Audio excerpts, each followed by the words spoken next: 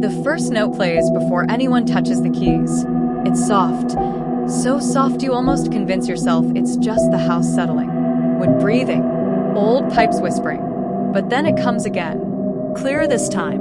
Intentional. A single piano note. Hanging in the dark. Now here's the question that no one who's heard it has been able to answer. If no one is playing, who is finishing the song? And more importantly, why does it only play at night? They say every instrument remembers its last song. Every vibration, every strike of a key, every trembling echo, it lingers. But this piano, this one doesn't just remember. It continues. The piano sits in the corner of a forgotten ballroom, inside a house that hasn't seen guests in decades. Dust clings to everything like a second skin. The chandeliers sag. The mirrors have long since clouded over. But the piano is pristine. No dust on the keys. No decay in the wood.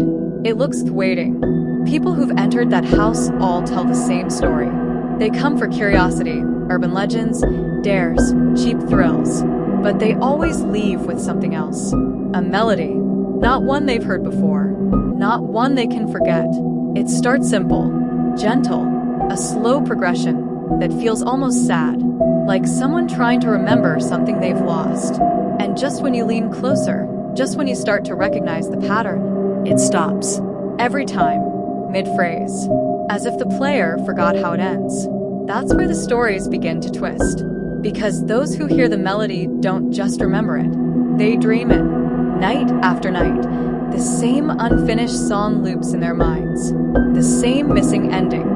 The same aching sense that someone is trying to complete it.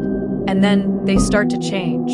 It begins subtly, tapping fingers, humming under their breath, sitting at tables and tracing invisible keys. Until eventually, without realizing it, they find themselves drawn back to the house, back to the piano, Witten's. And more importantly, why does it only play at night? Because people who hear it don't just listen. They come back. And when they do, they never leave the same. They say every instrument remembers its last song. Every note, every vibration, every echo. But this piano, this one doesn't just remember. It continues. The piano sits in a forgotten ballroom, inside a house that hasn't seen guests in decades. Dust clings to everything like a second skin. The chandeliers sag. The mirrors don't reflect clearly anymore. But the piano is clean. No dust, no decay. It looks like it's waiting. People who enter the house always hear it. A melody, slow, gentle, sat, like someone trying to remember something they've lost. And just when it starts to make sense, it stops. Every time, night after night, the same unfinished song plays in their minds. Over and over and over, until something changes. They start tapping their fingers, humming, tracing invisible keys. And then one day, without even realizing it, they go back to the house, back to the piano, like something is calling them to finish it. Witnesses, rare as they are, describe what happens next in fragments. A person sits down, slowly. Their hands hover above the keys, then lower. The moment they press the first note, the room changes. The air tightens, the temperature drops, and then the piano starts playing with them. Not against them, not guided by them, with them. Their hands move faster than they should. Perfect, precise, like the song finally found what it was missing. But then, the music changes. It becomes heavier, violent, desperate.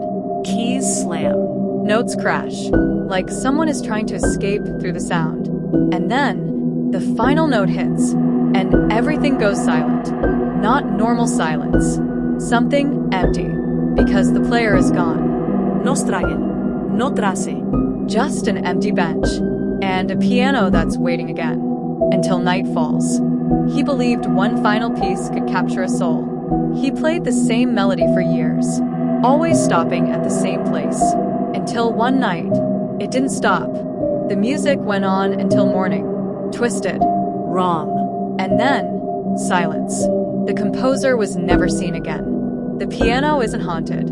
It's incomplete. It doesn't play alone. It's searching for someone to finish the